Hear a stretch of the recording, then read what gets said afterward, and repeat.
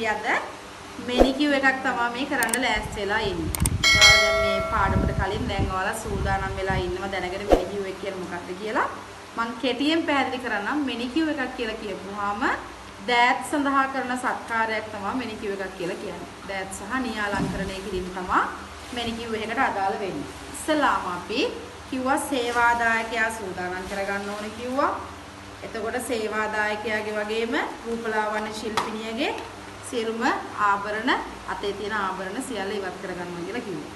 ඉස්සල්ලාම පිරිසිදු කරගන්නකොට දැන් මේ අපි ගාව හෑන්ඩ් ස්පා එකක් නැහැ. මේක ටිකක් ලොකු බෝල් එකක් වුණා හොඳයි පුතේ. නමුත් අපි දැන් මේ තියෙන බෝල් එකට ඩෙටෝල් ටිකක් දාලා හයිඩ්‍රජන් පෙරොක්සයිඩ් හෝ ඩෙටෝල් ටිකක් දාලා දෙයත් හොඳට පිරිසිදු කරගන්න ඕන. මේ විදිහට පුළුවන් තරම් ලොකු බේසිමකට වගේ දාගන්න. එතකොට ඔයාලට පහසුයි නැත්නම් වතුර මේ හැමතැනම යන්න පුළුවන්. පස්සේ අපිට තියෙන්නේ පිරිසිදු කරගත්තගෙන් පස්සේ කියුටෙක්ස් රිමූව් කරන්න. දැන් අපිට ආපු සේවාදායකයා කියුටෙක්ස් ගාලා හිටියේ නැහැ. නමුත් අපි දැන් නියපොත්තක කියුටෙක්ස් ටිකක් ආලේප කරගත්තා. එතකොට කියුටෙක්ස් රිමූව් කරනකොට කියුටෙක්ස් රිමූවර් වලින් අපි පුළුන් බෝලේ මෙහෙම පොඟව ගන්නවා. වලින් පොඟවගෙන නියපොත්ත උඩින් මේ විදිහට අපි පුළුන් කෑල්ල තියනවා. පුළුන් කෑල්ල ටික වෙලාවක් නියපොත්ත උඩ තියලා ඔයාලට මෙහෙම අල්ල ගන්න පුළුවන්. මේ විදිහට එකපාරේ ඇදලා ගන්නවා. එතකොට නියපොත්තේ තියෙන කියුටෙක්ස් ටික එකපාර වෙනවා. මේක අපි අතුල්ල රිමූව් කරන්නේ නැහැ. මේක හරි පිළිවෙලට පුළුන් කෑල්ල තියලා නියපොත්ත උඩ එකපාරම ඇදලා ගන්නවා. ඒ විදිහට කියුටෙක්ස් ටික රිමූව් කර ගන්නවා. ඊට පස්සේ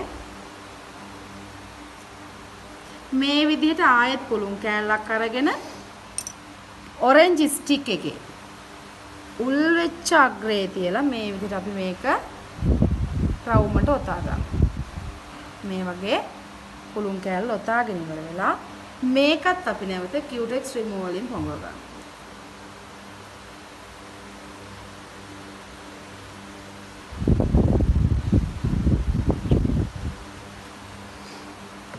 ඊට පස්සේ පුතේ මේ විදිහට මේ වටේට තියෙන අපි කියනවා මේ කියුටිකල් ධාරයේ වටේ තියෙන කියුටෙක්ස්. එතකොට මේ ෆ්‍රී එජ් එක ඇතුලේ තියෙන කියුටෙක්ස්. ඒ වගේම දුර්වර්ණ වූ දේවල් හැම දෙයක්ම මේකෙන් අපි ඉවත් කර ගන්නවා. සාමාන්‍යයෙන් මේක කරනකොට පුතේ දැන් අපි පටන් ගන්න මේ පැත්තේ අතෙන් නම් සුලැඟිල්ලේ ඉඳලා පටන් අරන් අනිත් අතේ සුලැඟිල්ල දක්වා සම්පූර්ණයෙන් පිළිවෙලට යන්න ඕනේ. ඊට පස්සේ කියුටෙක්ස් රිමූව් කරායින් පස්සේ අපි නියපොතු මොකක් හරි අපි අවශ්‍ය හැඩයකට දැන් මෙයා නම් සාමාන්‍ය නියපොතු කොටරම කපන්න කැමතියි කිව්වා. ඒ නිසා නියපොතු කපන හැඩයකට නියපොතු ටික කපනවා. ඒ නිසා දැන් හිතන්නකෝ මේක කොටරම කපන්න නැතුව මේක රවුම් විදිහට කපන්න කියලා. මෙන්න මේ වගේ එක තැනකින් පටන් ගත්තාම රවුම ඒ විදිහට මෙන්න ඕන කොට. දිග වැඩි වෙනකොට තමයි මේ ගැටලු වෙන්නේ. නමුත් තනි නියපොත්ත. විදිහට නියපොත්ත වෙන් වෙලා තියෙනවා. ඒ කියන්නේ එකපාරින්ම නියපොත්ත කපා ගන්න ඕන. කොට කරනවද?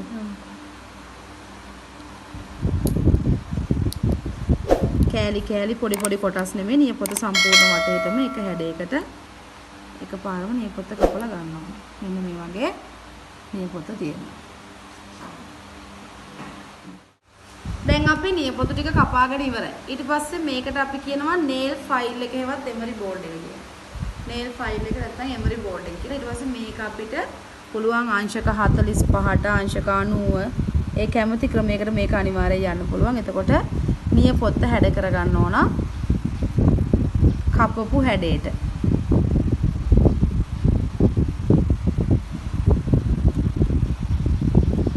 කඩතොළු යන්න තමයි අපි මේ nail file එකෙන් හැඩ කරන්නේ. සාමාන්‍ය මේ nail file එකක් කටර් එකටම එනවා. ඔයාලා දන්නේ නැහැ නේ ඒකට මොකද්ද කියන්නේ කියන එක. නැත්නම් කට එකේම තියෙනවා මේ nail file එක. දැන් අපි nail file එකෙන් නියපොතු වල කඩතොළු ඉවත් කරගෙන ඉවරයි. ඊට පස්සේ මේ කියුටිකල් ක්‍රීම් එක අරගෙන කියුටිකල් ධාරයේ වටේ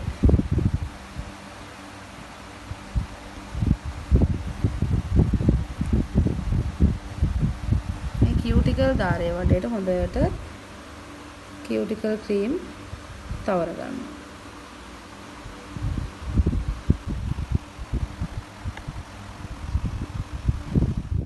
ඊට පස්සේ අපි කියුටිකල් පුෂර් එකෙන් මේ විදිහට කියුටිකල් ඇතුළට තල්ලු කරනවා. ආපස්සට තල්ලු කරනවා.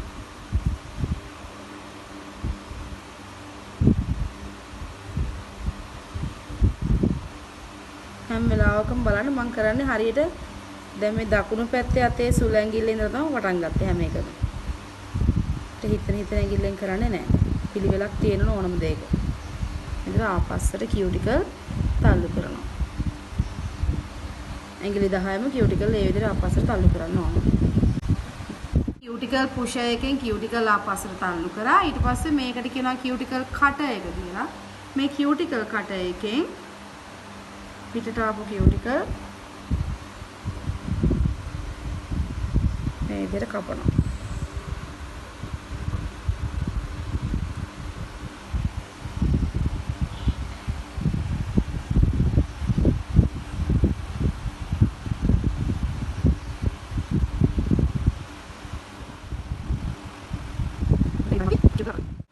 ඊට පස්සේ අපි අත් දෙක හොඳට පිරිසිදු කර ගන්නවා. මේ nail brush එකෙන් පුළුවන් අපිට මේ විදිහට පිරිසිදු කරගන්න.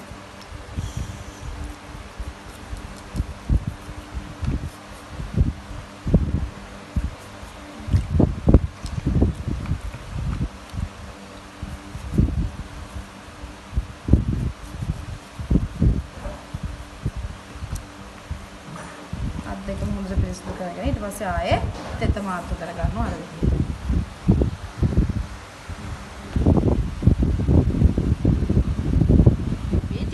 අත මේ විදිහට වතුරෙන් තෙත් කරගන්න. ස්පැචුලා එකක් ගත්තේ නේද? තෙත් කරගෙන ඊළඟ ස්ක්‍රබ් එක තමයි අපි ආලේප කරන්නේ. ස්පැචුලා එකක් පාවිච්චි කරන්න පුතේ සාමාන්‍යයෙන් ක්‍රීම් එකක් ආලේප කරනකොට. මේ විදිහට අපි ටික අතෙන් තියාගන්න. එකම කෙනාට අත දදා පාවිච්චි කරපන් කියන්නේ හැමෝටම වගේ ක්‍රීම් එකට අත දානවා ආයේ කස්ටමර්ගේ අතේ ගන්නවා ආයේ දානවා ආයේ අතේ ගන්නවා කකුලටත් පාවිච්චි කරනවා. එතකොට එක එක කස්ටමර්ස්ලාගේ විවිධ රෝග තියෙන්න පුළුවන්. ඒ නිසා අනිවාර්යයෙන්ම අපි ස්පැචුලා එකක් ආධාරයෙන් තමයි ක්‍රීම් අරගන්නේ. මේ විදිහට හොඳට ස්ක්‍රබ් එක තවර ගන්න. මේකෙදිත් පුතේ සේවාදායකයාට අපහසුයක් වෙන්න බෑ. ඒ කියන්නේ සේවාදායකයාගේ අතේ බර අපි අතේ තියෙනවා. ඒතර එයාට ඒක අත නැත්තම් අපි එයාගේ අත උස්ස ගන්න කියලා අපි මෙහෙම කරොත් එහෙම එයා අත උස්සන් ඉද්දි එයාට ඒක අපහසුයි. ඒස අපි එයාගේ අතේ බර අපි දරන්න ඕන. මේ විදිහට හොඳට කවාකාරව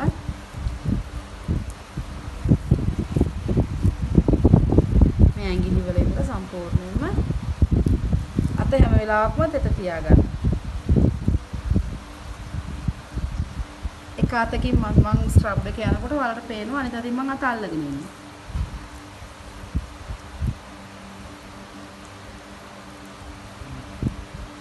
මැනිකියුර් ටේබල් එකක් පාවිච්චි කරනකොට මීටර චුට්ටක් පහත මට්ටමේ තියෙන මැනිකියුර් ටේබල් එකක් පාවිච්චි කරන්න. ඒකට පහසුයි. ස්ක්‍රබ් එක ඉවර වෙලා හොඳට පිරිසිදු කරගෙන දැන් අපි ආයෙත් තෙත මාතු කරගන්න.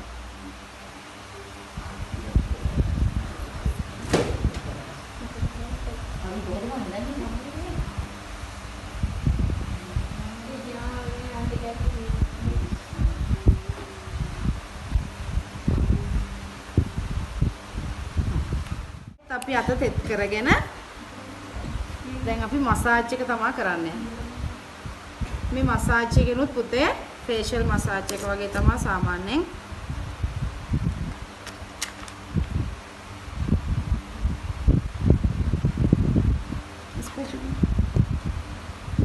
රැලි වැටුණු අත්වලට ගොඩක් හොඳයි මසාජ් එක කරනවා නම් මොකද රැලි ගතිය අපිට අඩු කරන්න පුළුවන් සාමාන්‍යයෙන් මාසිකට සැරයක් කරගන්නවා. මසාජ් ක්‍රීම් එකත් අර වගේම හොඳට අපි තවර ගන්නවා. අත පුරාම මසාජ් ක්‍රීම් එක හොඳට ආලෝක කරනවා.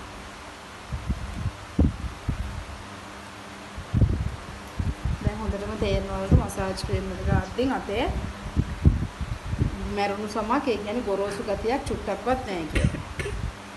අත තෙත තියාගන්න හැම වෙලාවකම ඉස්සලාම අපි ආලේප කරගෙන ක්‍රීම් එක මේ විදිහට සේවාදායකයාගේ ඇඟිලි අතරින් ඇඟිලි දාමු. දාලි වෙලා අනිත් අතින් අත අල්ලගෙන මෙන්න මේ ආකාරයට තුන් පාරක් දකුණු පැත්තට තුන් පාරක් වම් පැත්තට මෙන්න කවාකාරව කරකවනවා. අත් නිතර මහන්සි කරන අයට මේ ව්‍යායාමයේ හරිම පහසුයි. එතකොට මේක හොඳ මසාජ් ස්ටෙප් එකක්. මේක ක්‍රමයක්. ඊටම අපි මෙන්න මේ වගේ 1 2 3යි 1 2 3යි. ඒ කියන්නේ උඩට සහ යටට.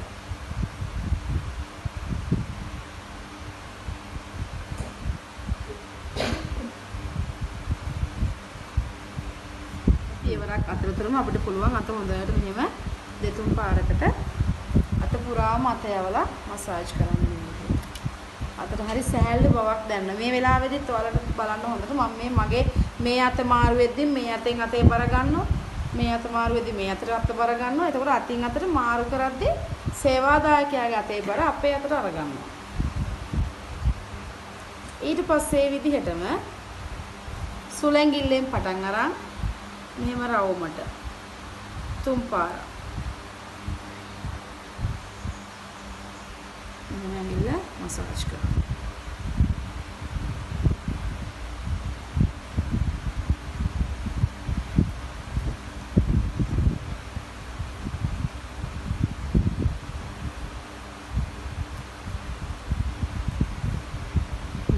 මේ විදිහට මෙහෙම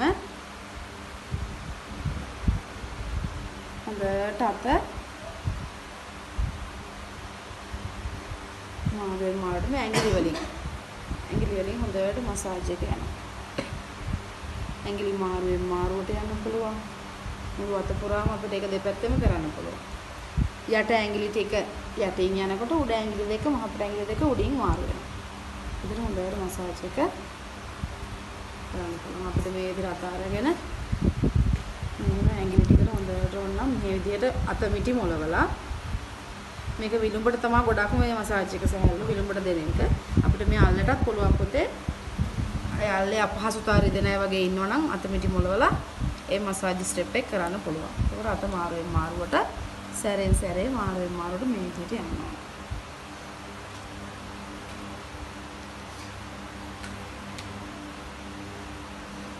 හැම වෙලාවකම උඩට තමයි අත් අතට යන්නේ. පහළට එනකොට අත ටිකක් සැහැල්ලුවෙන් යනවා. ආයෙ නැවතත් ඔයාලට අර පියවර ගන්න ටික ආයෙසරයකට ඒක කරන්න පුළුවන්. ගැටලුවක් නැහැ. ඒක දිගටම කරන්න.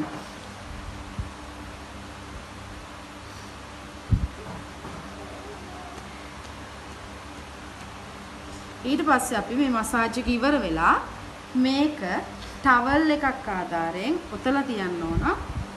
ඊළඟ අත මසාජ් කරනකම් මේ මසාජ් ක්‍රීම් එකේ තියෙන සම්පූර්ණම හොඳ දේ කියන්නේ පෝෂණය සම්පූර්ණයෙන් අතට උරා ගන්නවා. මේ විදිහට අත ඔතලා තිබුණා.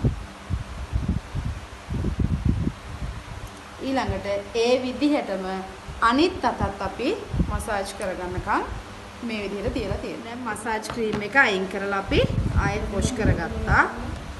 ඊට පස්සේ ආයෙත් එත මාර්තු කරමු.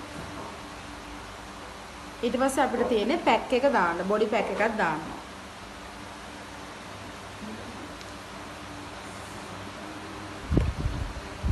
මේක මෙහෙම පිහන්න එපා පුතේ. ඒකත් හරි ලස්සනකට පිළිවෙලකට පිහන්න ඕන. දැන් මේ තියෙන්නේ මේ බලන්නකො මේ තැන් වල මේ අවුවට පිච්චිච්ච ගතිය තමයි මේ අඩු වෙලා තියෙන්නේ චුට්ටක්. ඒ කියන්නේ අන්තන් අර මේ අපිට අවපැහැ වෙච්ච ගතිය ටිකක් තනින් තන ගිහින් තියෙනවා. මේක අර හරියට නිසියාකාරව මාසයකට සැරයක් මෙනිකියු එකක් කරනවා නම් අත දුර්වර්ණ වෙච්ච එක අයින් කරන්න පුළුවන්. මේක දානකොටත් අපිට පුළුවන් පුතේ බොඩි බ්ලීචින් පැක් තියෙනවා. බොඩි බ්ලීචින් පැක් එකක් දැම්මනම් එතකොට මේ අවුවට පිච්චිච්චාම කීප සැරයක් පැක් එක දානකොට ඉවත් වෙලා යනවා. ඒ නිසා බොඩි බ්ලීචින් පැක් එකක් දාගන්න පුළුවන් නම් මේ වෙලාවට හොඳයි. අපි පැක් එක හොඳට ආලේප කරගන්න.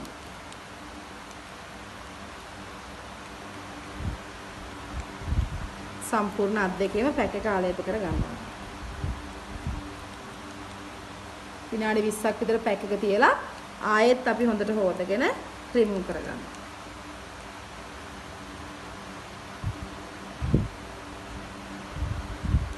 මේකත් උඩ අතර ගන්න පුළුවන් නම් හොඳයි පුතේ ඈ. හැම පහළ දදින්න නැතුව උඩ කටු පැක් එක ආලේප කරන්න පුළුවන් නම් හරිම හොඳයි ඒක. ඊට පස්සේ අපි හොඳට පැක් එක වොෂ් කරලා අයින් කරගන්න. මේ පැක් එක වොෂ් කරලා අයින් කරගත්තට පස්සෙත් පුතේ බොඩි ලෝෂන් එකක් පාවිච්චි කරන්න එපා. සාමාන්‍යයෙන් normal moisturizer එකක් වගේ නම් කමක් නැහැ. මොකද chemicals තියෙන බොඩි ලෝෂන් පාවිච්චි කරපුවාම එකපාර මේක සමහරට යාට ඒක ඇලර්ජික් වෙන්න පුළුවන්. ඇලෝ වෙරා ජෙල් එකක් වගේ ආලේප කරලා මැනිකියුර් එක ඉවර කරන්න. එයා nail art දාන්න කැමති නම් විතරක් client nail arts ටික දාන්න පුළුවන්.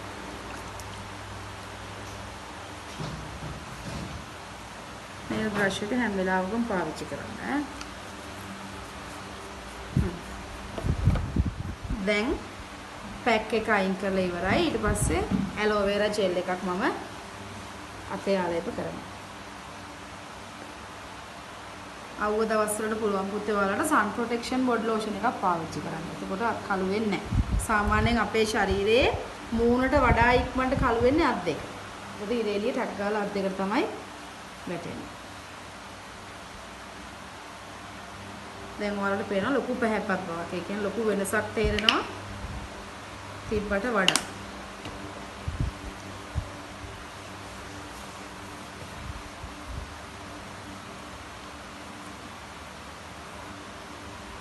දැන් අපි මෙයාට සාමාන්‍යයෙන් උපදෙස් දෙන්න ඕන පුතේ අද දවසේදී night cream මොනවා හරි bleaching සහිත whitening මොනවා හරි ගන්න නම් body lotion එකක් අද දවසේදී පාවිච්චි කරන්න එපා කියලා යට උපදෙස් දෙන්න ඕන. එතකොට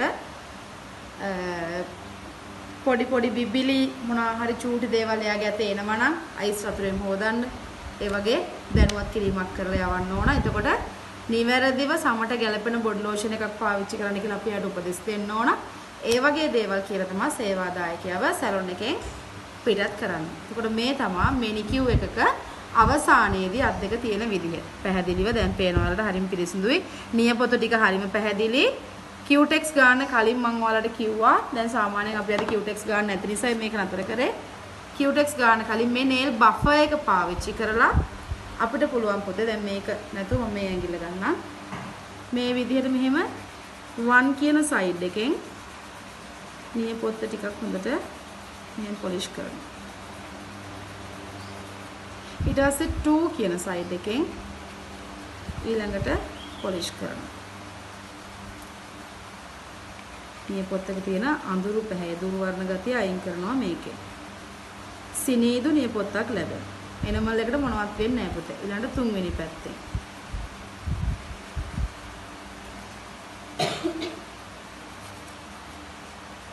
අවසානට 4 වෙනි පැත්තේ.